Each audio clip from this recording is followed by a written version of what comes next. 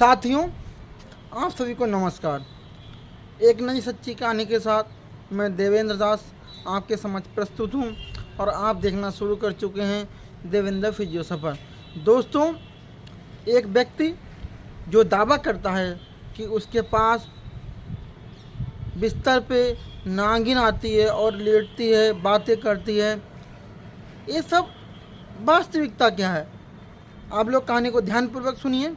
आइए कहानी शुरू करते हैं। दरअसल ये जो कहानी है वो जौनपुर थाना अंतर्गत एक गांव पड़ता है, मणिपुर का रहने वाला एक व्यक्ति जिसका नाम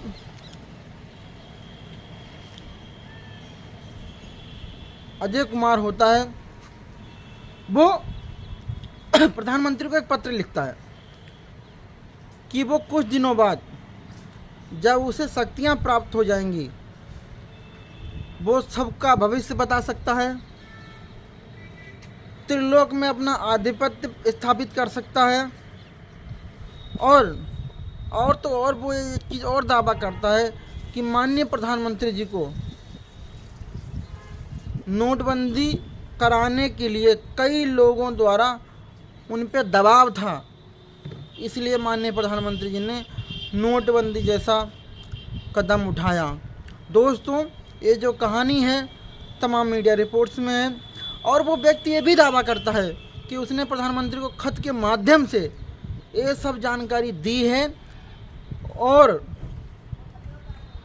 माननीय प्रधानमंत्री जी की तरफ से रिप्लाई भी आया है कि प्रधानमंत्री जी उससे वीडियो कॉल के माध्यम से बात करेंगे। वो कहता है कि पहले उसके पास वॉइस कॉल आएगी, फिर वो अपना नेट ऑन करेगा, उसके बाद में प्रधानमंत्री जी से वीडियो कॉल के माध्यम से कॉल करेगा। लेकिन वो कहता है कि इतना समय बीत जाने के बाद प्रधानमंत्री जी की अब तक कोई उसके पास कॉल नहीं आई है और वो इस वजह से भारत के प्रधानमंत्री जी से नाराज़ है। और वो बताता है कि जब भी वो सोता है उसके पास इच्छाधारी नागिन आती है, सोती है, बातें करती है, सब कुछ बताती है। और वो ये भी कहता है कि जब कहीं वो जाता है उसके साथ चलती है और किसी को वो नागिन नहीं दिखती है तो सिर्फ उसी अजय कुमार को। वो कहता है कि अगर उसकी मृत्यु ना हुई होती तो अब तक मतलब 2010 तक ही वो इच्छाधारी नाग बन चुका होता और जो उसकी नागिन है वो इच्छाधारी नागिन बन चुकी है। वो कहता है कि दरअसल जब वो नाग रूप में था, नागिन दोनों आपस में कीड़ा कर रहे थे, इसी बीच दो राहगीर रास्ते से गुजरते हैं एक जंगल से। वो बैठने की तलाश कर रहे थे, एक पेड़ के नीचे बैठना चाह रहे थे, तभी उनकी हम पे नज़र पड़ती है, नागिन पे नज़र पड़ती है। फिर क्या था, वो भगाने के चक्कर में कई सारे पत्थर फेंकते हैं। इसी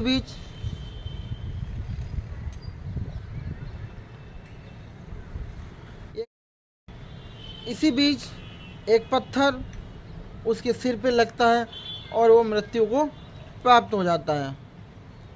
जैसे उसकी मृत्यु हो जाती है, नागिन उन दोनों से अपने नाग का बदला लेने के लिए आतुर हो जाती है और वो बदला ले लेती है, उनको मार देती है जिन्होंने उसके नाग को मारा था। अजय कुमार मरने के बाद मनुष्य योनि में आता है और नागिन इच्छाधारी नागिन 25 साल के बाद में बन जाती है। मतलब नागिन भी 100 साल की हो रखी थी। यद्यपि अजय कुमार नाग के रूप में ना मरता तो वो भी इच्छाधारी नाग बन जाता। नागिन उससे सपने में आके कहती है कि तुम मेरे पति हो और बहुत सारी तमाम बातें करती है, सब कुछ बताती है। और उसके पास कुछ ऐसा है कि वो कई सारे दावे करता है कि ये सही है या गलत है। जिसे वो सही बताता है वो सही होता है, जिसे गलत बताता है वो गलत होता है। दरअसल कहीं न कहीं उसका मानना है कि उसके पास कुछ शक्तियाँ हैं और कुछ शक्तियाँ जब हो जाएंगी जब वो नागिन उसे शक्तियाँ कहीं ना कहीं से प्रोवाइड करा देगी। नागिन इसी जुगाड़ में है कि कहीं न कहीं वो मनुष्य योनि में उसका पति अजय कुमार है, उसको शक्तियाँ उपलब्ध कराए। और इसी बीच नागिन ये भी बताती है उसको सपने में कि वो उसी के साथ रहेगी, और भले ही वो नागिन है, अजय कुमार भले ही मनुष्य है, लेकिन दोनों का पूर्व जन्म का अब भी प्यार बरकरार है। इसी वजह से नागिन अजय कुमार के सपने में आती है, तमाम सारी बातें करती है, तमाम सारी बातें बताती है। उन्हीं में से वो ये भी बताती है कि उसकी मृत्यु कैसे हुई थी और उसने उसे कैसे ढूंढा। वो जानती थी, क्योंकि वो इच्छाधारी थी, तो वो अपनी तमाम शक्तियों से पहचान लेती कि उसका पति नाग मरा है वो कहाँ पैदा हुआ है। दोस्तों, अजय कुमार की बातों में आपको कितनी सच्चाई लगती है, आप हमें कमेंट बॉक्स में बताइए।